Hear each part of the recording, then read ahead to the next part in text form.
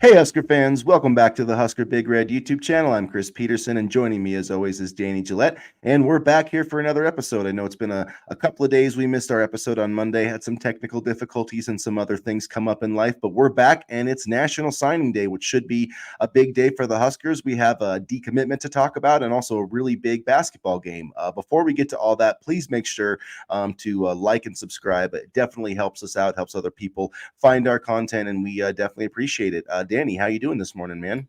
The home stuff always gets in the way, doesn't it? If it was not for the home stuff, I'd be traveling on a bus to every single Nebraska game. But such is life, and I'm doing good. Signing day here. It seems kind of weird now, considering all the big action happened in December. I mean, I might sound old-fashioned here, but I remember when we would wake up on the first Wednesday in February morning, and we'd wait for the phone calls and the names to come in and scroll across the TV ticker at the bottom. So it's a different landscape, college football, but even still, I'm excited for today. And you mentioned National Signing Day this week and today, and also a big basketball game. Yeah, it is interesting, that they call it. It's still National Signing Day, but early National Signing Day obviously is the big one, where most of the guys are on the signed and taken care of. There are a few names out there. In terms of like the overall class, there's one recruit in the top 50 of the 24/7 composite rankings that isn't committed. There are some guys that are committed that are trying to get flipped to other places, but there's two guys that aren't committed anywhere that Nebraska fans should watch out for that will be making their announcements today. One of those is Keanu Wilhite. And I saw he posted this yesterday, but he'll be announcing on 24/7 Sports, their YouTube channel, at 1:30 p.m. Mountain Time. Has been a kind of an interesting recruitment. Nebraska was supposed to do an in-home visit with him last Friday, and then the crystal balls for UCLA started coming in, and then basically a day later, even though Matt Rule's visit got canceled, he didn't even make the trip. Everything started flipping, and to me, it was kind of obvious as to why. With the whole Chip Kelly, interviewing for multiple, coordinator jobs, and with Wilhite, he just, that's the reason he's not at Washington anymore. He signed with Washington. DeBoer left. He asked out of his NIL, or I mean, letter of intent, excuse me. And so now, it's there's no rumors about Matt Rule or anything, and he did say that he liked this defense. He did take an official visit, and this is a legitimate edge prospect that the Huskers are getting. I think he's 604 in the composite ranking. He's dropped a little bit, but 6'5", 240, and this is a guy that could potentially play, right away next year, at least have a chance to play next year or fairly early in his career, according to some of the reports I've read from analysts out there. More edge help. I mean, it seems like they've been focusing on the edge a bit to finish off this class, and Wilhite is a quick mover. He's very good in terms of rushing the passer, and he would just be another body on the edge for a defense that already is pretty strong. So I can't wait to see what his decision is today. So 1:30 Mountain Time. What's that in our time? Because if you know what it is in your time, then I can figure out what it is in my time. So, well, I have in Mountain Time, so it'd be 3:30 your time. So, Oh, okay. So 3:30 p.m. yep.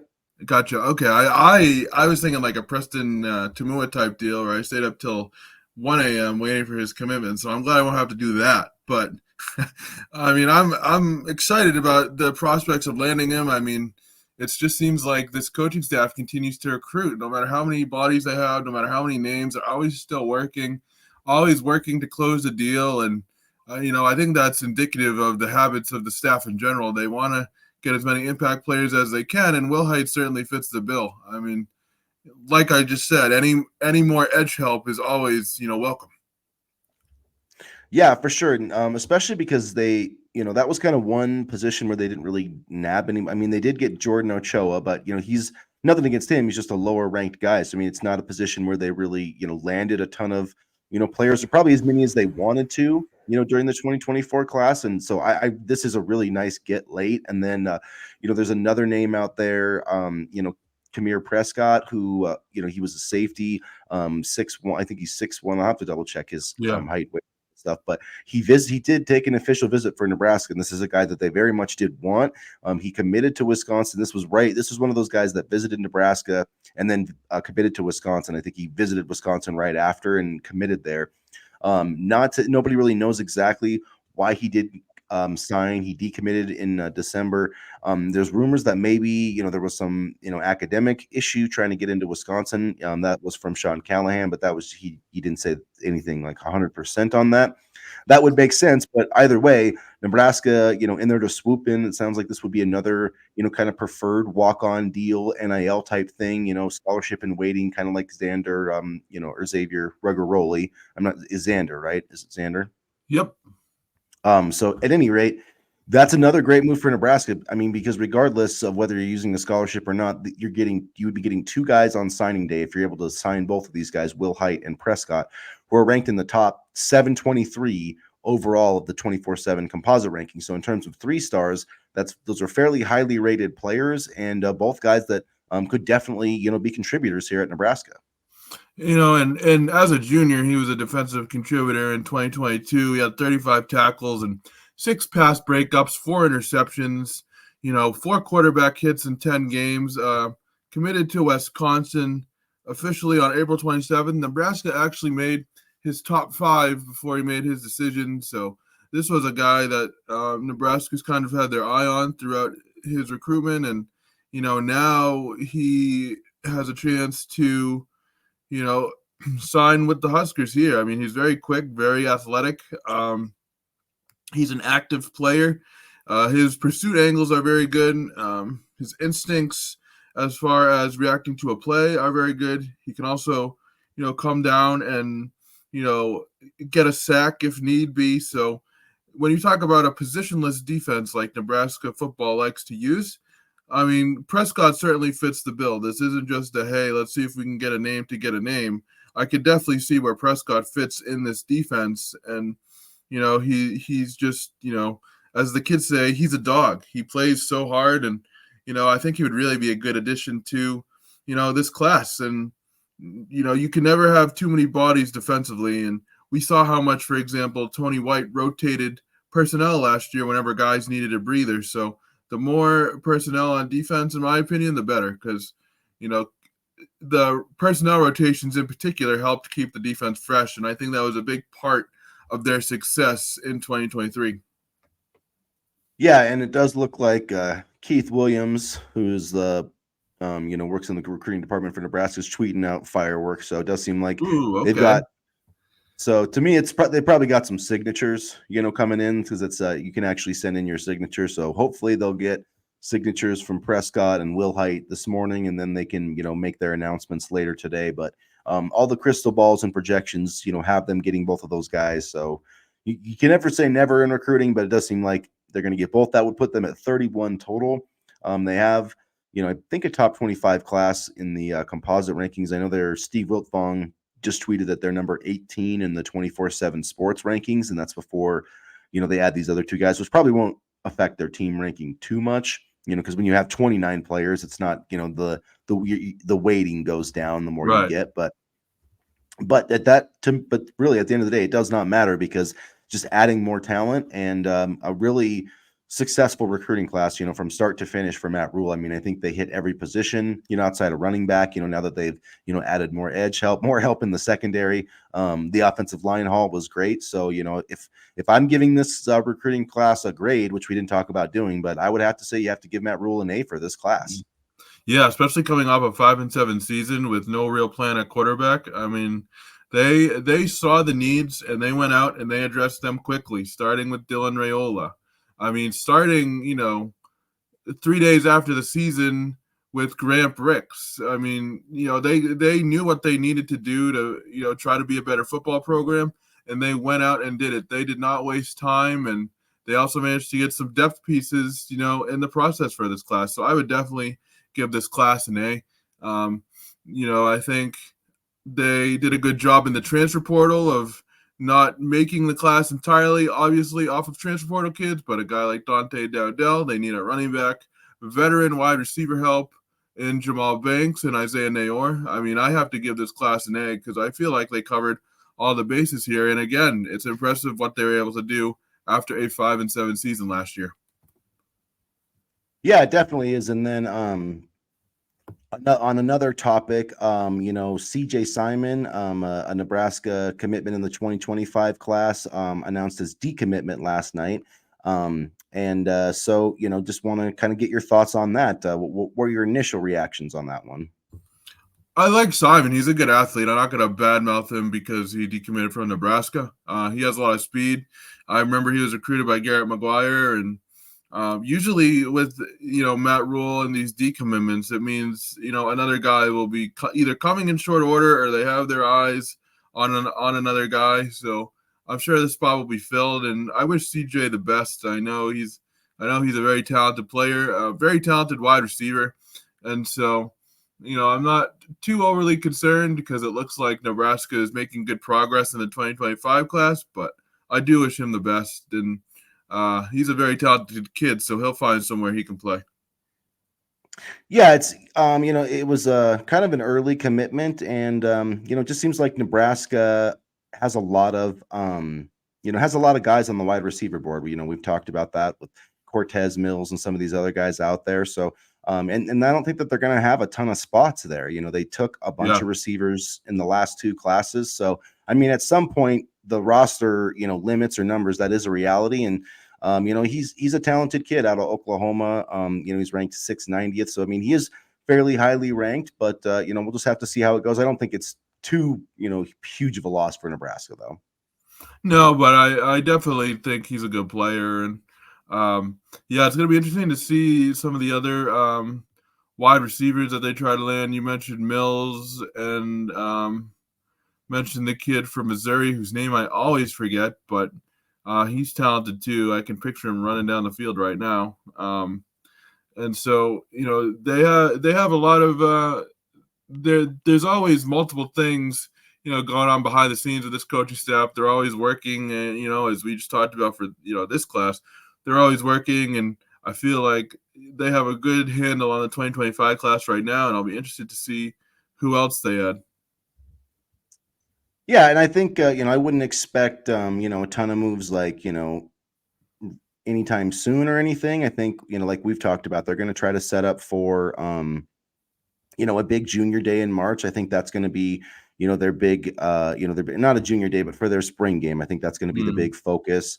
And I wouldn't expect a ton of I wouldn't expect one of those wide receivers to come anytime soon. And it's hard to say exactly what caused CJ Simon to want to reopen things up or whatever. But at the end of the day, like I said, I don't think it's a big worry for Nebraska. They've got a good class going, and they have a pretty attractive board. And so it's hard to know where CJ Simon was on that with some of these other guys coming up. So I wouldn't worry about it too much. And overall, I think in terms of where Nebraska is with this roster, I think they're in a really good spot going into this 2025 class. There's not, I feel like they can just kind of target, players across the board. I don't feel like there's, outside of I think they do need running back depth, obviously. And certainly there's positions where you can point to where you need depth here or there. But I think over these last couple of classes, they've pretty much added, premier players at almost every position. What a difference 2 years makes too. I remember when we first started this podcast and we were in the middle of the Scott Frost, Mickey Joseph season, and we were saying, oh, this roster needs a big overhaul. There's no depth anywhere, and this, that, and the other thing. We were all worried, and now 2 years later, Matt Rule and company of the program looking really nice. So it's a testament to how hard they worked. And on the wide receiver note, I think it's also worth noting that Garrett McGuire can recruit. He can recruit really well. We saw that in the 2024 class. And, I'm excited to see who else they had at wide receiver. But, yeah, I mean, I think this coaching staff has done a good job of recruiting and positioning themselves well to where they don't have to rush to recruit a position, or they don't have to land a position, or else, depth's not going to be there or something's going to happen. So, that's a shout out to them. They've been working their tails off ever since they got here, quite frankly. Yeah, I mean, it's just they're relentless, and I think it's it goes to show you that they just there's no rock that this coaching staff won't unturn to try to find a talented player. And whether it's adding another preferred walk on. I mean, they even added, another walk on, this weekend, a 2-star kid. I'm blanking on his name. Thomas Thomas. D'Onofrio. Yeah, and I mean, look, he's a guy that Penn State was recruiting him as a walk on. I'm pretty sure that he had an FBS offer from Toledo. So I mean, if you can even kids like, to me, honestly, like if you can get a kid that's got an FCS offer that's willing to walk on, like I think that's a big win for you. And so to get a kid that had legitimate FBS interest to walk onto your program, like he's a guy that I think could help you. I mean, watching his highlights and stuff, I really feel like he should be a guy that signed with a MAC program instead of walking on in Nebraska. So I mean, I just am extremely impressed with the job that Matt Rule and his staff have done building this roster. Just and from every aspect, transfer portal, JUCO, walk on. I mean, they just camps, every they use every possible tool at their availability to find talent, and I love it. And you mentioned Toledo. Toledo's no slouch of a program either. For those unfamiliar, I mean, Toledo's been successful over the past couple seasons. So, I mean, I think it's just really encouraging that the staff, doesn't rest on their laurels. Oh, we have Dylan Raiola and this and Carter Nelson. The class is done. It's time to mail it in. No, they don't do that at all. They continue to recruit hard and until the final whistle, quite frankly. And I'm interested to see how this translates on the field next year and how the development process for these recruits, kind of are aided by having Rule and his coaching staff, because part of their big selling point is development, and we've already seen it last year. So I'm excited to see what they do with this group for 2024. Yeah, and it'll be interesting to see how they kind of get developed and how that all kind of comes along. So let's switch gears, I guess, now to Nebraska basketball. Man, another big game tonight at Northwestern. Really quick though, it's interesting though. Then they had the loss at Illinois, and you talk about the moral victories and like no loss is a good loss, but it turns out in terms of the NCAA tournament, that loss was a good loss for Nebraska because they did get boosted about 5 or 6 spots in the NET rankings, and every single bracket now there's 80 bracket matrix tracks 86 brackets, and every single bracket has Nebraska in it right now. Joe Lenardi bumped Nebraska up to a 9 seed after they lost to Illinois. They were a 10 seed after they beat Wisconsin, but I think that game at Illinois, because when Illinois has Terrence Shannon, they're as good as any team in the Big Ten, and that includes Purdue. And beating Illinois at Illinois, like that is really difficult to do. And the fact that Nebraska, in my opinion, did do that, because that last foul call on CJ Wilcher was just a ghost That was call. awful. But That was an awful call. Not to mention yeah, the Illinois defenders were giving Tominaga a hug, and there was no calls at all. So terrible officiating. I mean, I know everybody likes to blame the refs, but it was just another terrible officiating job by the Big Ten. And yeah, I mean, sorry to kind of derail your point here, Chris, but I had to yell at the refs for a second. So that's why we have that's why we have the show here, so I can yell at the refs. But it was a bad call though. Horrible. Yeah, it was. And the thing that I liked about, I guess, Sunday's game, since we didn't really talk about it on Monday, was Casey Tominaga's movement without the basketball. I thought he did a much, much better job of moving without the ball, kind of, getting himself open and not just hoisting up 3-point shots. If we get that Tominaga tonight against Northwestern, then I think we're in really good shape. He had a career high 31. He looked comfortable in the offense. He wasn't afraid to pass the basketball to the open guy or to set up a play. So I think maybe the little bit of a time off or the benching, whatever you want to call it, did him good. Yeah, that was truly, he did look like Keisei Tominaga for the first time in a long time, and that was, I guess, my biggest takeaway from that is just that he really did look like his old self. He was hitting those shots, and sometimes he took some low percentage shots against Illinois, but he has the talent to make them, and that's the thing. And he was doing it, and they do need him tonight, because when you have him playing like that with all these other pieces, like it just takes this team to another level. Because I mean, and not like the Casey is the number one, because I think that Rank Mass is the number one scorer on this team. Just the way that he can score inside, outside, mid range. I mean, he can do the guy. He can play point guard. I mean, he literally can do it all. And hopefully he should be back for another year. He's got another year of eligibility, and I'm sure he's making quite a bit of NIL with Nebraska. So I would think he would be back, because I don't really see him being a NBA draft pick, so it doesn't really make sense. And frankly, I don't see Tominaga. I don't think he's improved his draft stock much this year. No. Unfortunately, not that I don't. I still think they could potentially, because anybody that can shoot. I mean, if you can shoot the three, you have a shot to play pro basketball. But in terms of tonight's game, with Northwestern, it's a huge opportunity.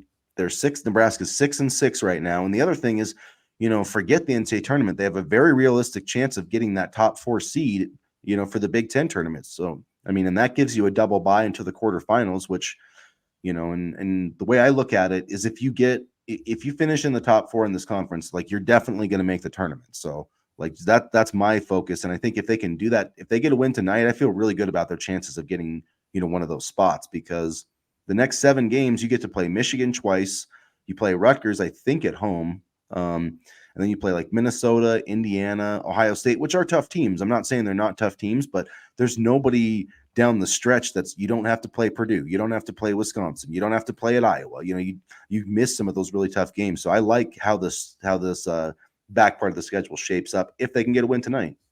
And also, Kansas State beating Kansas, that could be another quad 1 win. So that helps our resume as well.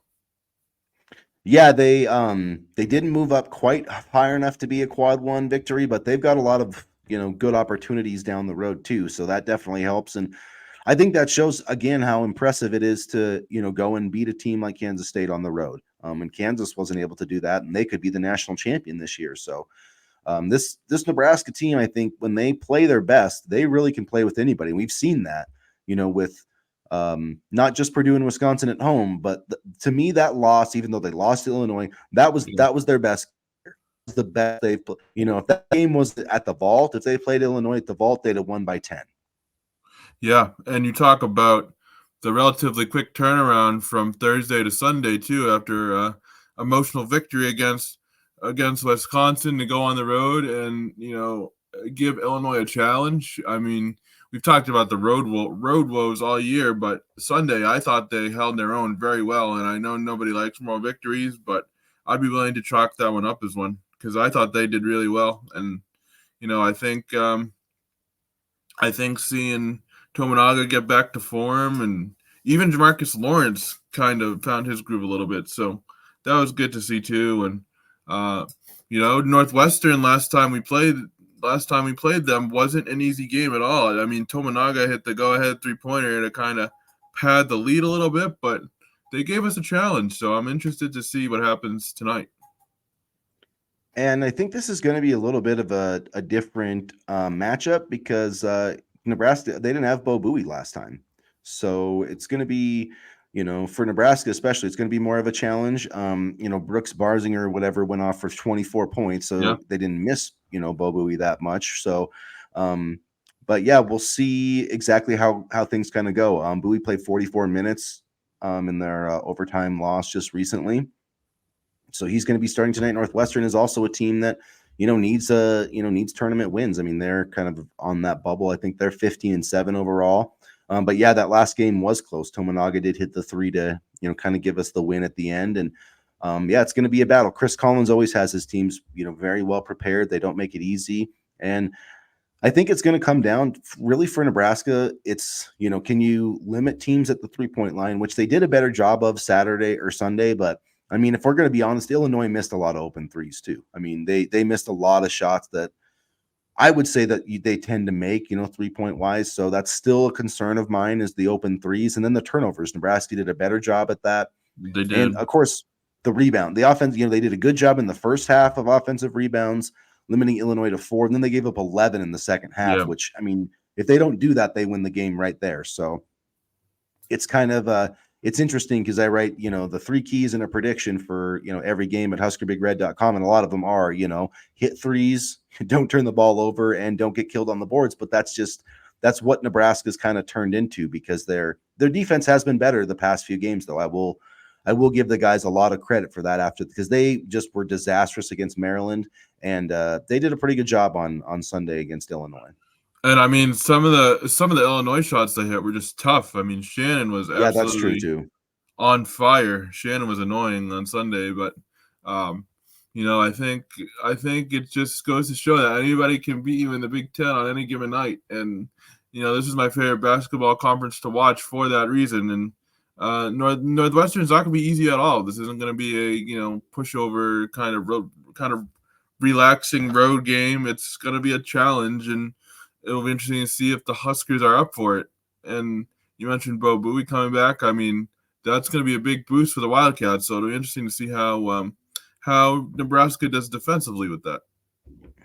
So Nebraska on Sunday was a 10-point underdog and covered. They covered the spread against Illinois.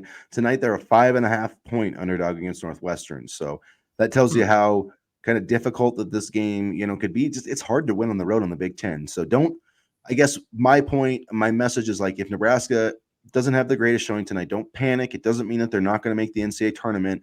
It's this is a game that I guess the experts would expect them to lose.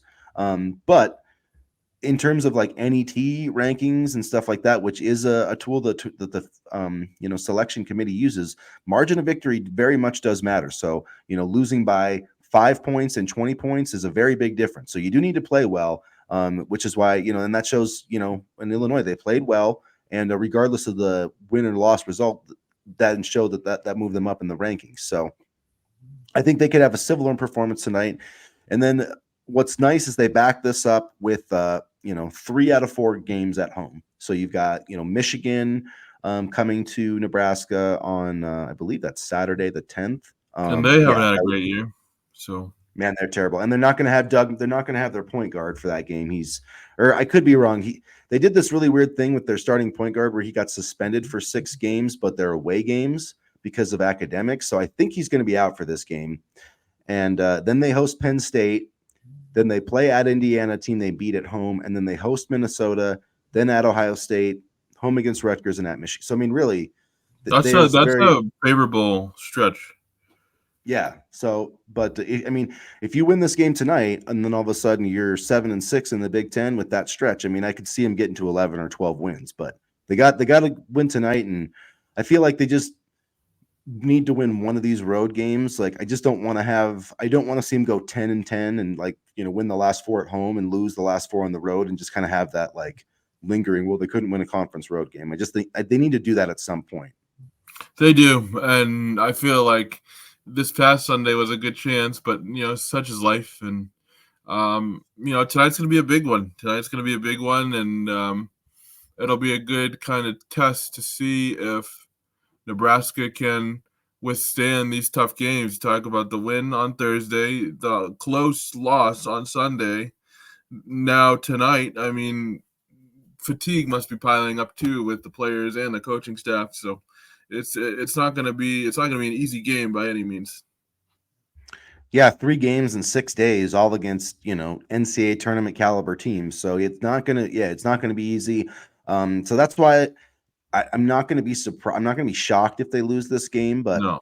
at the same time, when you play a team like Illinois and it's got to give this team confidence. Like we went toe to toe with Illinois with Terrence Shannon in their building. We could do that against anybody in this conference. So.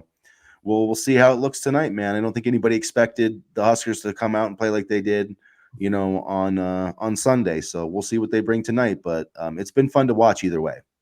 Exactly, and you think, we've talked a lot about Casey Tominaga and his, great effort on Sunday.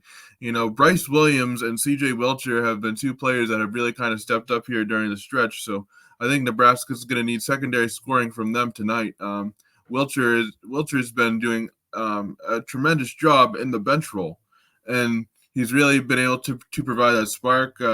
Williams, it was kind of interesting. He's kind of a throwback player in the sense that he loves the mid-range shot, and I love to see that. So, I mean, he played really well on Sunday. So, good performances from those guys, combined with Tominaga and Josiah Alik. I mean, we need scoring from as many places as possible, and I'd love to see Wilcher and Williams continue to play, high IQ, high level basketball like they have been. And that's what they're going to need to take care of the ball. Basically, don't foul, protect the ball, and make your 3-pointers and feed the ball to Rink Mass too. Yeah. Before we Before we go, I do want to mention the Nebraska women's basketball team got a big win over Michigan last night on the road. So that was important. They were kind of trending down a little bit. They're projected as a 10 seed, but they were an 8 seed not that long ago. So they lost 3 out of 4. And Michigan is another team right on the bubble. So that was a very big win for Amy Williams and her crew in terms of getting into the NCAA tournament. That probably would be a quad 1 victory, I'm assuming. So that's a sweep for them over Michigan. And the wrestling team is rolling. I think they might be in the top 5 now. Nash has been playing. Oh, what's wrestling playing match really well? I guess just wrestling well, yeah. Wrestling well, Yeah. okay. Nash has He been has been wrestling well. The wrestling team well. has been wrestling well. 4-1, and yeah, they're at least they were number 6 last week. I think they moved up, but yeah, they're going to be fun to watch here in the next the next month or so. So yeah, make sure that you guys we'll be back for another episode on Friday, and then we're going to do another chat on Saturday. I know we missed this last week, but we're getting caught up here. And make sure you check out HuskerBigRed.com. We'll have tons of signing day coverage, basketball coverage, and everything else. And as always, go Big Red. Go Big Red.